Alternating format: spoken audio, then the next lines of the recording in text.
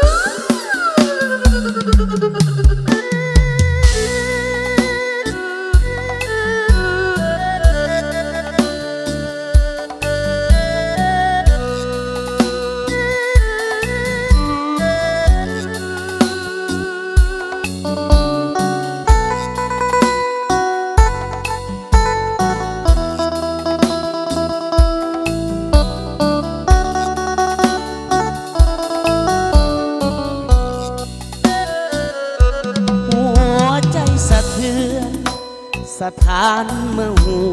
ข่าวสุดแสนจะเศร้าเพื่อนเฮาเคยหากันมา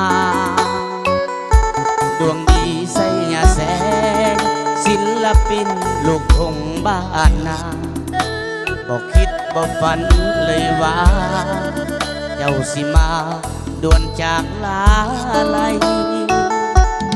คนงามความดีเจ้านี้ได้สร้างเอาไว้ผลงานเพลงไผก็จำได้สาวบริคำใสเมียปกสบ้านและขับลำลายังอีกหลายเบาเรื่องผลงานฟังแล้วก็ตกสถานพอกันวันนี้ลา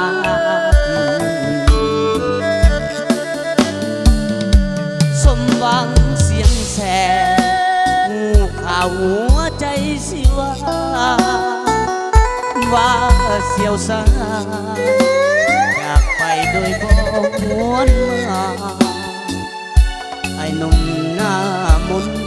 คนบ่มีผมนี่คือสายยาต่อไปนี้สิบ่มีแล้วนะ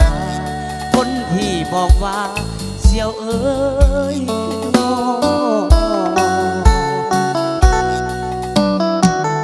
ขอให้ดวงวิญญาณ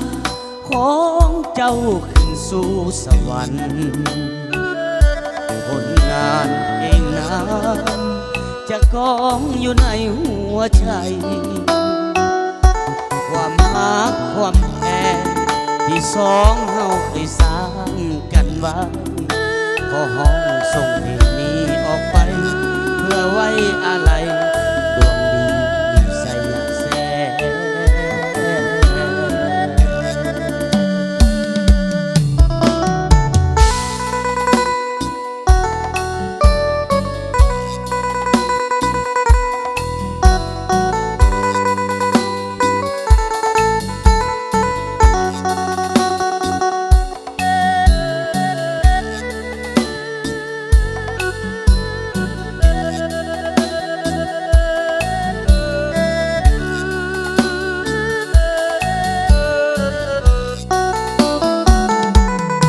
หวังเสียงแสหูข่าวหัวใจสิว่าเสียวสังหาจากไปโดยบอกกลับมาไอ้หนุ่มหน้ามนคนบ่มีผมนี่คือสายยาต่อไปนี้สิบ่มีแล้วนะคนที่บอกว่าเสียวเอ้ย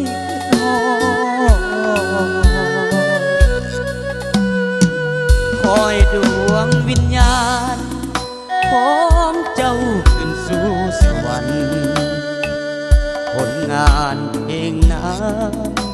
จะกองอยู่ในหัวใจความรักความแค้นที่สองเฮาเคยสร้างกันไว้ขอห้องส่งเพลงนี้ออกไปเพื่อไว้อะไรไปดีเด้อสิ